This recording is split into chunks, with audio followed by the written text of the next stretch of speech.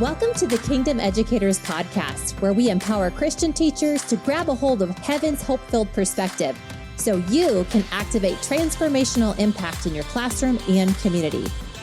I'm your host, Jesica Glover, and I warmly welcome you to wake up to your strategic placement as a kingdom educator, anointed by the Creator and equipped by all of heaven to release the radical goodness of God that will transform lives and reshape education.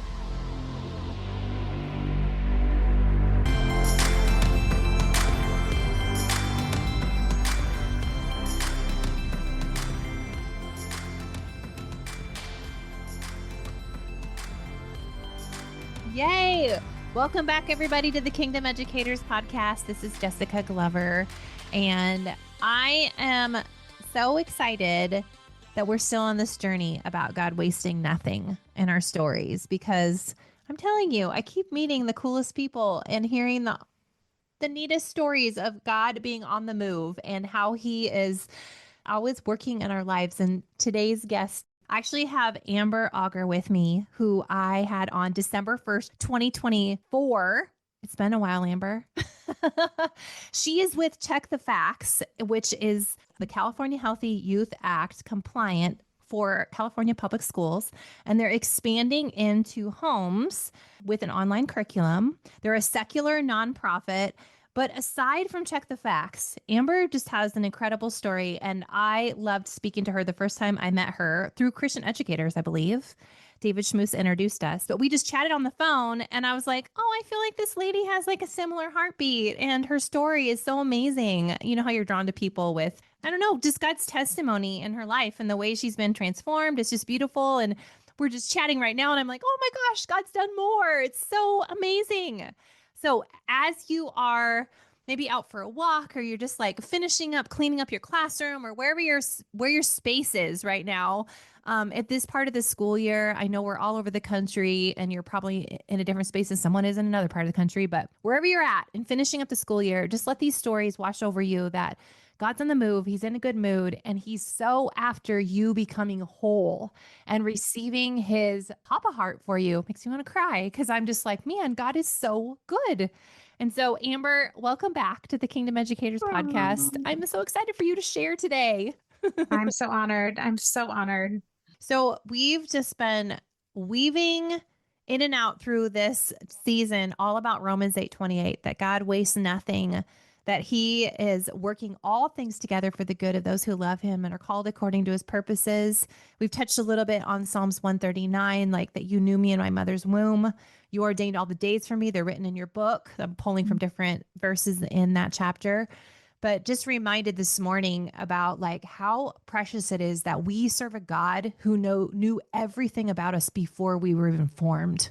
And just knowing that we are so sought after. And when you were sharing earlier, I was just reminded of that, like how when Jesus steps in the room, like everything changes. And when we invite Him to come and move in and through us, even in hard seasons, He's like, yeah, babe, I got you. I'm right here. So will you share a little bit about your story? Yeah, where you are right now. I know last time, folks, if you want to go back and listen to Amber's beginning of her story, she shared about her teenage years up to how she got involved with Check the Facts. But today we kind of wanted to do part 2. God is still moving, and He's doing amazing things in this new part of her life. And that's where we're at. Yeah, He is moving. He is moving and healing. We were just talking about how the Amber who started in this little Check the Facts journey is definitely a different Amber that sits before you today. Yeah. And it's been quite a journey of lots of seeds. I really felt like I wanted to share all the seeds and all the learning and all of the grace and all of the tools and everything that He just continues to pull back layers and layers and heal parts that I literally would sit in classrooms and speak prior to 2020.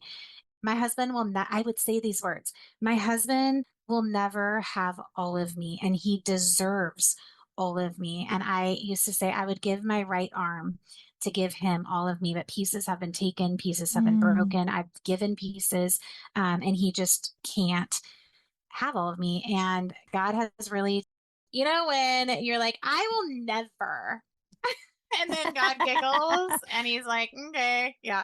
Oh, I feel yes, like I do.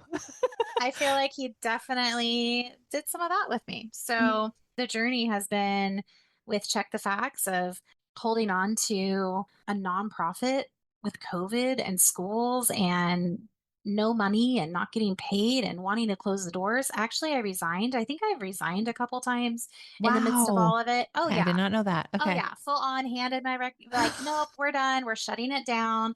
And God was so kind to me and just, you can do anything. I'm never, ever going to love you differently for what you do. You could go work at Armstrong's and be in the garden. You Mhm, can, you can do whatever you want to do. My love for you won't change. And I really wrestled with that. And I think mhm. maybe this is one of the starting points. How is he going to love me more or less? That's the works-based, right? Performance. Performance based. Oh, I was a dancer my whole life, and so I was on stage and I was a performer, and Yeah. that's how you win the medals. That's how you get the great things. And I had this imagery given to me about my daughter's a softball player. My other daughter's a volleyball player, but this was a softball imagery. And I felt prompted to say, or to being asked, do you love your daughter any less when she is sick and not playing the game? No. Do you love her any less when she's on the bench and doesn't have a starting position? No.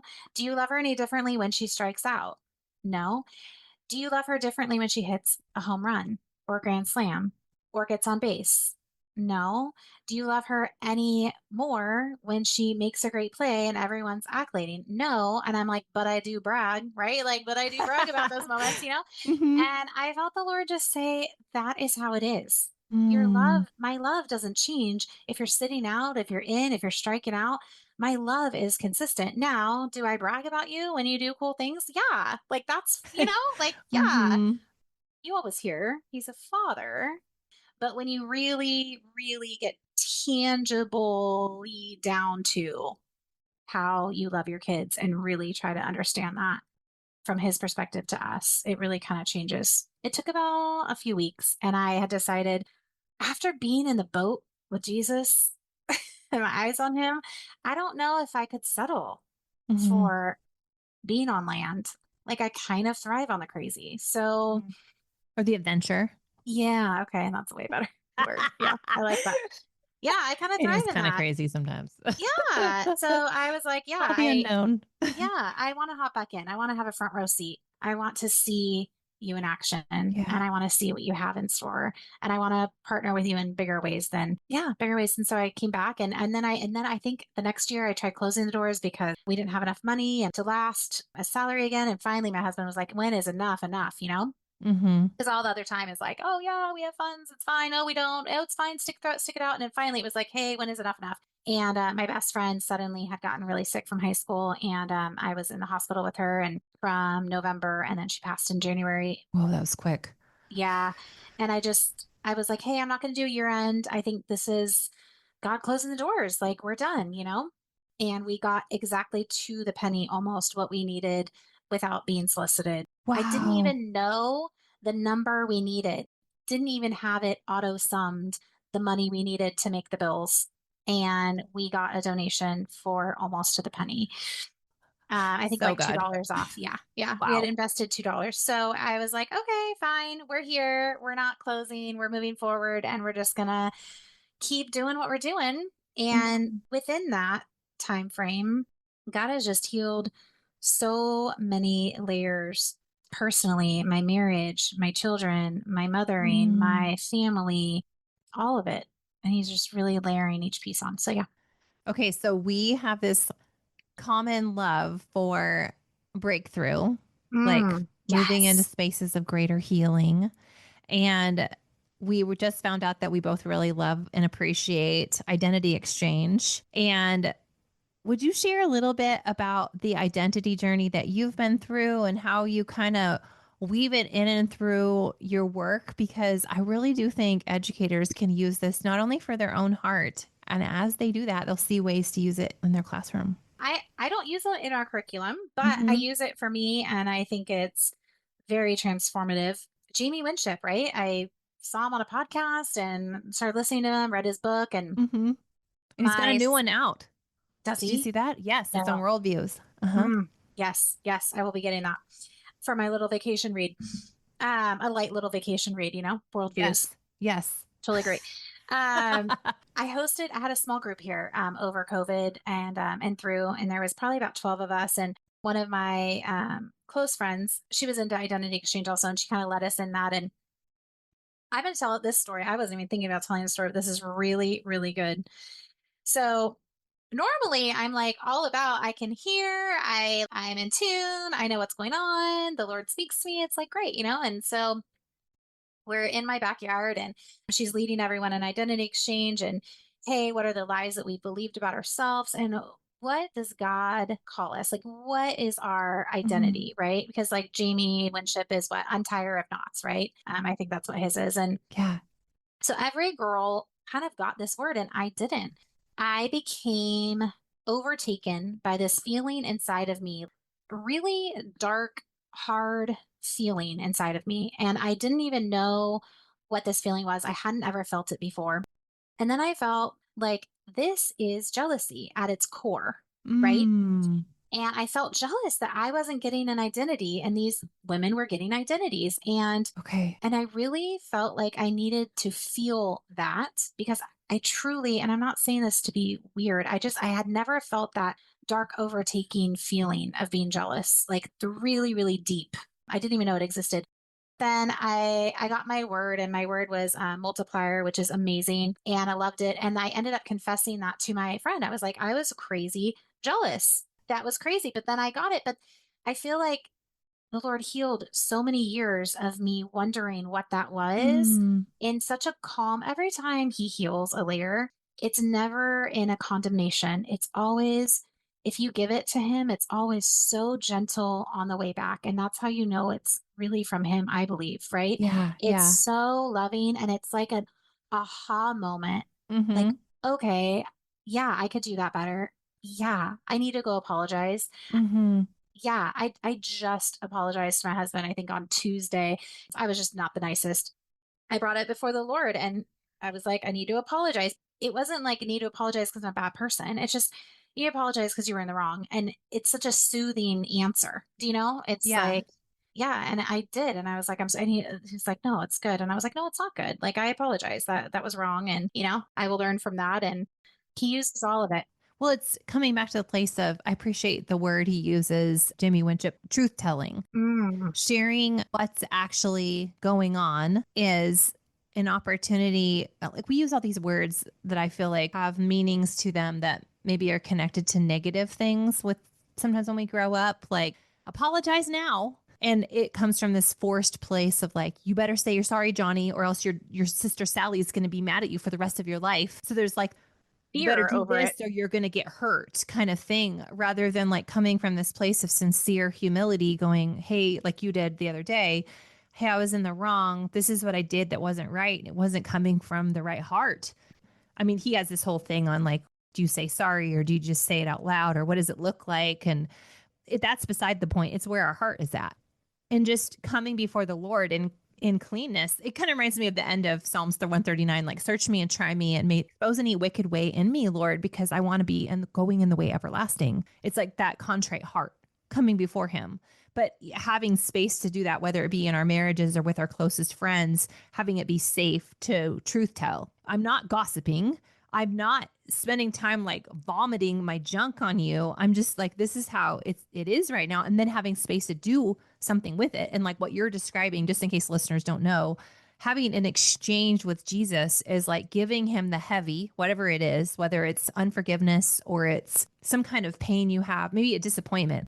We were sharing earlier, sometimes parenting our adult children, being honest, Hmm. is it's Hard. unknown territory and it can be a little bit scary because I want it to all turn out beautifully. And it is so messy, just like parenting can be, normal parenting when they're in your home. So it's important that we truth tell before the Lord, like, I don't like this. I feel really uncomfortable. And why is that? Because you feel out of control or whatever it is that's leading you there, like spending time talking to him about that.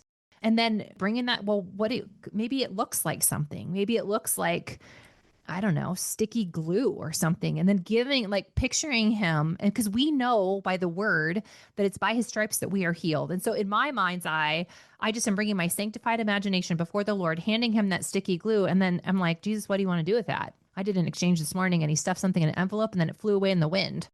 And sometimes I see it like physically go into his wounded side and it's like his Mm, body like eats it up. mm, And then you're like, Lord, what do you want to give me in exchange? And today he gave me mm, a gold package in exchange. I can't even remember what I was exchanging, but something, and it was in that gold package. And I just felt like this release happened and I'm crying because that's how mhm, my body sometimes releases that frustration and pain, but it's also the healing piece. I'm going like, man, you choose me over and over and over again. But listener, just know that whatever it looks like, the thing, it's that point of exchanging it with Jesus, that he mhm, is the healer of all man's souls, that he wants us to be whole. And that mm, every time we do that, it's almost like he's like taking you like an onion and taking off these pieces that keep us like a chasm from receiving the fullness of his love. And that's all he wants us to do is like live in the place of his love. Because when it makes us whole. So, Amber, I don't know if you kind of want to go from there. I I know you had do. more. I Yes. do. No, it's so good. And I literally am going to share with you so I started doing these exchanges of when I was feeling triggered. So I would realize I'd have anxiety or I would have a worry or I would be processing and kind of freaking out about something. And so instead of staying on the cycle, and it's taken a long time to come to it quickly. And I'll tell you, I'm quite stubborn. So you'll giggle with this one. But Mhm. after I get off the train of like, I'm upset and I'm due to be upset and I'm just going to stay upset and I'm going to make a whirlwind of my house instead of just instantly being like, hey, why is this happening? It's like you get the manual and we get the word, right? Mhm. But we don't just get the manual, we actually get open communication with the maker. And so, why would That's you so read the, good. like, yes, we're going to read the Yeah. manual, and yes, we're going to read that for sure. But Mhm. when you have questions, you get to call and you get to communicate with the maker. Like, let's figure out what the design was, what his intention was, what is Yeah. right. Like, what is the best use of this toy? What is the best use of, our life? What is the best use of purpose and what we're doing here? And so I'm working through a bunch of my onion peels, if we want to call it that. And so at church on Sunday, I'm on the prayer team, and prayer leader, she had asked me to join her in a prayer. It was kind of nerve wracking because you're put it in the Mhm. teacher form. When the principal walks in and you have to do your job, you're like, I know how to do my job every other day. But like they walk in and all of a sudden you're like on a performance level, kind of, right? I left and I was a little uneasy. She had reached out to me and said, hey, I want to debrief about. So that's Sunday, like literally this week. Wednesday night, I'm at dinner with my mom, my stepdad, my children, my daughter's home from college, my husband. We're having a nice dinner. And I get this text and it literally triggers all this anxiety inside me. And I can't stop the thought that I'm going to get in trouble. Like, wait, I'm on a Mm. volunteer team and I feel like my volunteer boss is going to get mad at me. Like, Yeah. I run a nonprofit. Like, this is crazy, but I'm like, I can't turn it off. And she wanted me on Tuesday. And I was like, I don't think I'm going to be able to sleep tonight. And I'm telling my family, and they're like, why? And I go, I don't know why. Telling me not to isn't helping. I'm trying to tell you, it's like looping in my head that I'm going to get in trouble. And they're like, this is an insane idea. And I'm like, I hear you, but it's Mhm. not stopping any of that. So ended up texting her, like, hey, let's talk sooner. Feel like I'm in trouble, with like a crying face emoji. Oh my gosh, right? I'm like a Uh-huh. grown adult here, right? But I'm processing it out loud with my husband and processing it all night, sleep on it. She does not respond, not respond. And I'm like, this is not good. In my head, all doomsday. The next day, I'm blow drying my hair. That's often when I have my time with Jesus. And I'm like, you know what? I'm done with this. What is this? I need to know where this stems from. So I'm just going to do an identity exchange. And so I quieted myself. I pictured myself in my happy place, which is on the beach in Kauai. And I picture myself sitting in a chair, and I'm in a chair next to Jesus and I'm holding Jesus's hand and I'm safe. So And I good. just say, hey, where's the first time I felt this? I don't even know what feeling it is. I can't even name it. Mhm. Where is the first time I felt this? And I was a little girl. I had gotten in trouble at a sleepover, and my mom had to come pick me up. And she told me to go in my room and go to sleep, and we talk about it in the morning. And then I woke up in the morning and I had breakfast. I got a dump of shame on me, like a Okay. lot of it. Okay. A lot of shame. And Jesus brought me back to that moment. So I'm in that moment, and it's an awful feeling. And it's all the same feelings. I'm 40. almost turning 44. Uh-huh. And I was probably 7. And I was like, okay, where were you in this room? And I'm having a hard time believing you're in this room.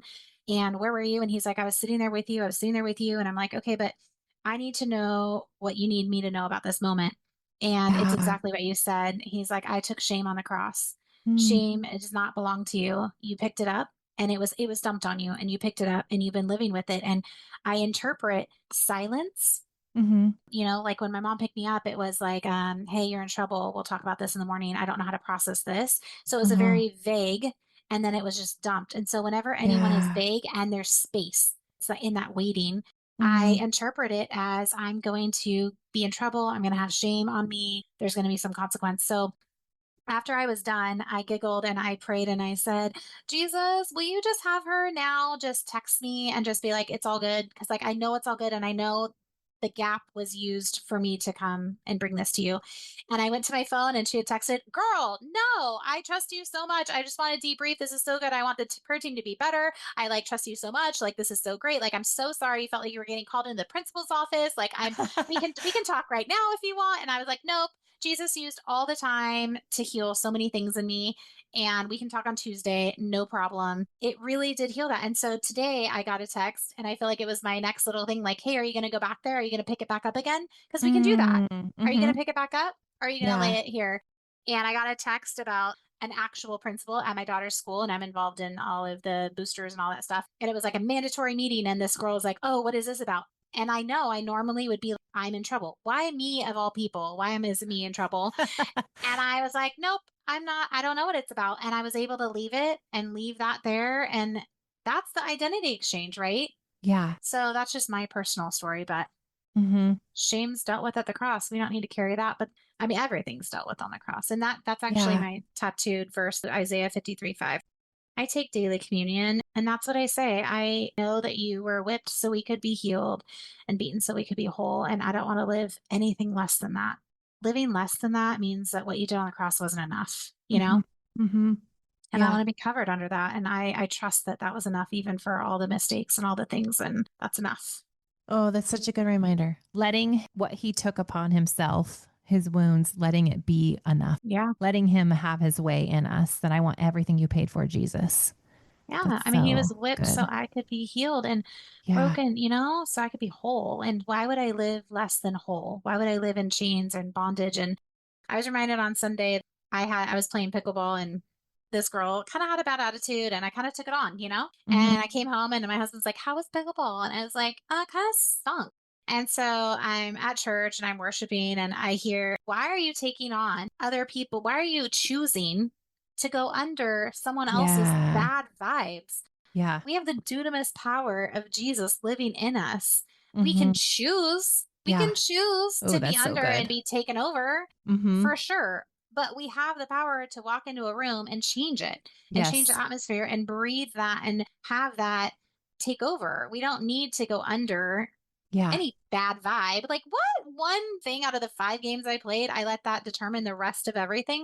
That's so silly, Yeah, but in our growth, like just remembering, Lord, help me to see what you see. Like if that's the way that you shift well right? into just carrying the presence of the kingdom rather than what we're feeling or picking up around us.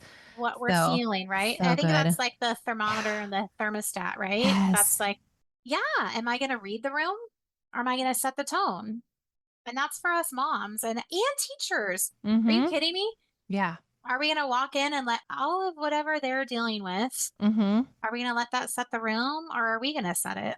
Well, and coming back to what your name is. What's your name again? Multiplier. Multiplier. So it's Yeah. interesting, like even with the exchanges that you've done, the enemy is trying to cut off. And Jesus is like, well, hey, though, if you come to me and exchange this thing, then you can keep on multiplying in these different situations, whether it be with prayer ministry or it be with the curriculum or opening up opportunities for students to like engage with like these are the facts about their body rather than being taught the McDonald's version. So Right. it's like wow, the opportunity to see and expand and grow comes through who you are And every teacher listening, you have a specific identity too. And so, like, taking Mm. God's route of freedom and breakthrough for your own life, it just lines up directly with, man, God just wants to breathe and blow on it and write on your story. But it's just that constant, like, coming back to Him and going, Lord, I'm stuck. Help me get out of this and see you like you see me, and you see the circumstances like you see them, Father, because it's so exciting. Like, we began the whole episode on, like, am I going to choose to stay in the boat on this adventure that can be wild and crazy, knowing that you have my best in mind the whole time? Or am I going to take, like, the calculated way that probably isn't, it's going to have its own things too. Absolutely. But it's not necessarily like, yeah, following God's way, He's always got something amazing at the end, even though it does not turn out like we expect any of it. Ever, ever. And It's usually I think, better in the end. right, right. I think it's always better, right? Way Mm. better than we can imagine.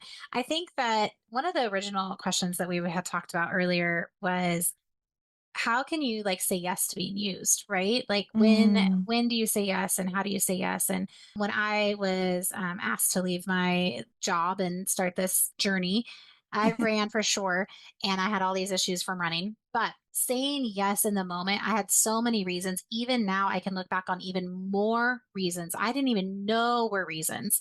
Looking Yeah. back on the Amber from 2016, I felt so not qualified, and I felt so not me.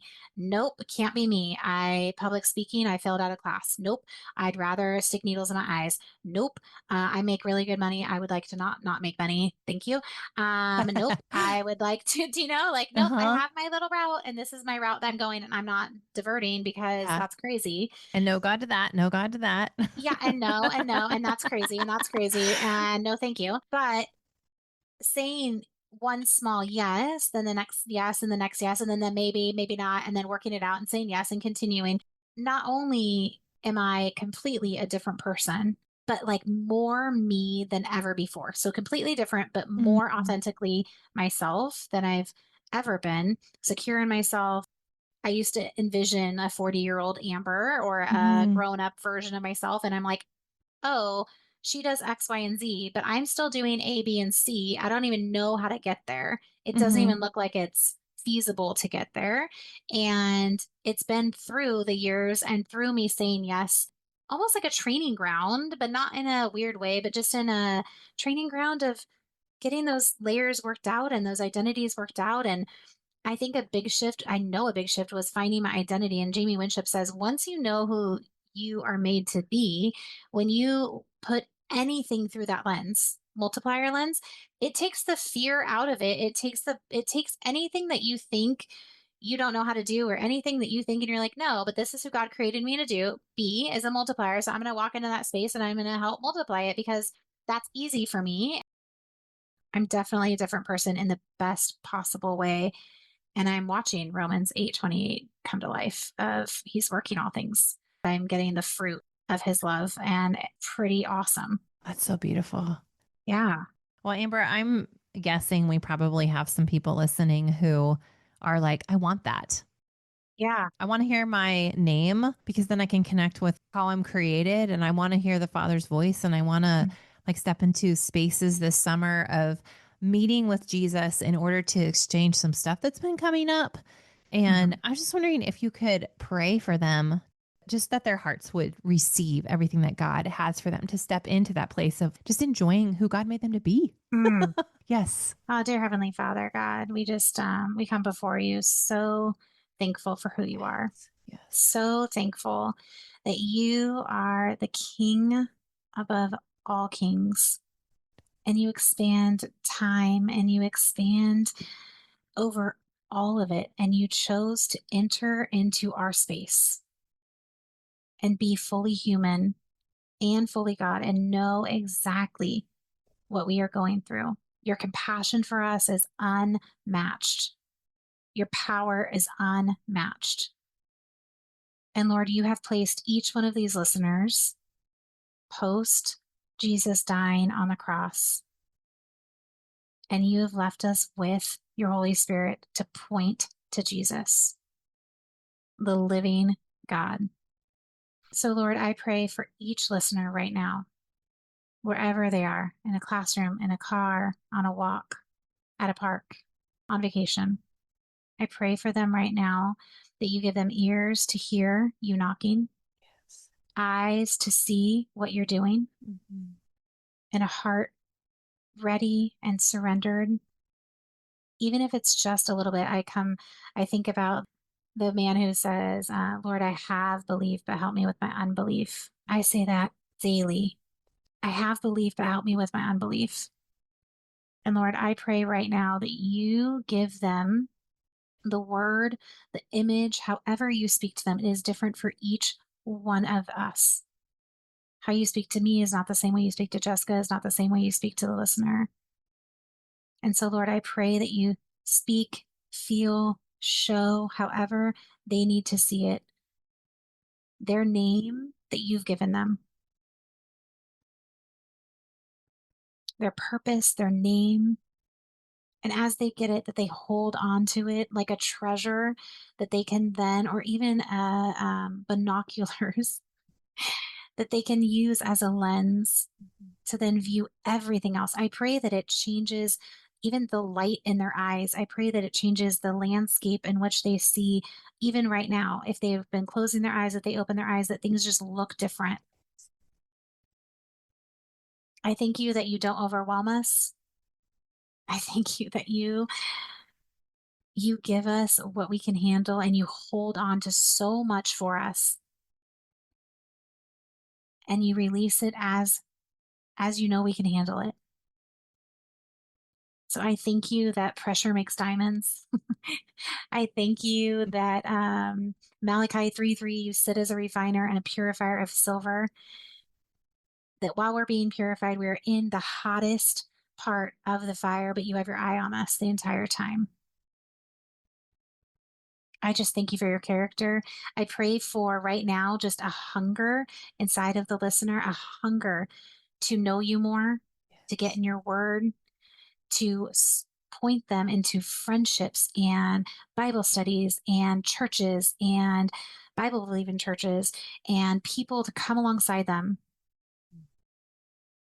to walk this out. And we pray right now, 2 Timothy 1:7. I love it. I have it at my desk right here. God has not given us a spirit of fear, but of power and love and a sound mind. In Jesus' name we pray. Amen. Amber, thank you so much.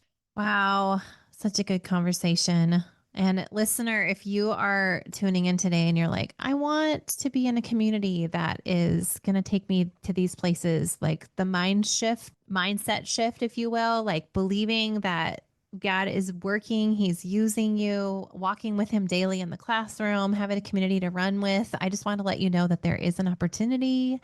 There is a link in the show notes, but I've opened up the Kingdom Educators Collective. It's a 12-week program where we meet 90 minutes on Monday nights from 6 to 7:30 Central every week. And this is going to be a place where you might even meet your bestest friends in education who are called to be on mission with Jesus. But we're going to spend some opportune time, if you will, at the beginning of the school year from July 27th to November 2nd. We're going to start off strong together, doing the thing of living out kingdom identity in the classroom. And yes, you have an individual identity that God wants to speak over you. Going to do some coaching around that, but really focusing on this journey of doing life with Jesus in the classroom, and that you're not walking in a space where you're like overwhelmed and full of anxiety, pressure that the world has. Gosh, the Lord has you stationed in a space on purpose, carrying his kingdom so that your colleagues, your students, their families encounter the King and that they receive what Jesus has paid for as you do. And God is using everything from your story as you Mm-hmm. choose to say yes to him daily. And I know it's a choice. I know it's a choice, just like love is a choice. But there's more. And so if your heart is aching for something like this, I would love for you to come and join us. And you can check out that link in the show notes. Amber, thank you again for being here this week. It was such a gift. I have loved it. Thank you. Thank you. Thank you. So have a beautiful week, everybody. And I look forward to joining with you again next week.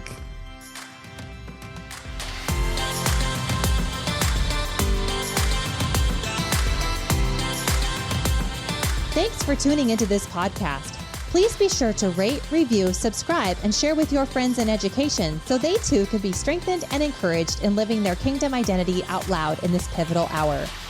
And please visit kingdomeducators.com to receive your Kingdom Educator Daily Truth Declarations, my encouraging newsletter, and be the first to know about my newest resources online and in-person events. And be sure to find me on the socials at kingdom.educators.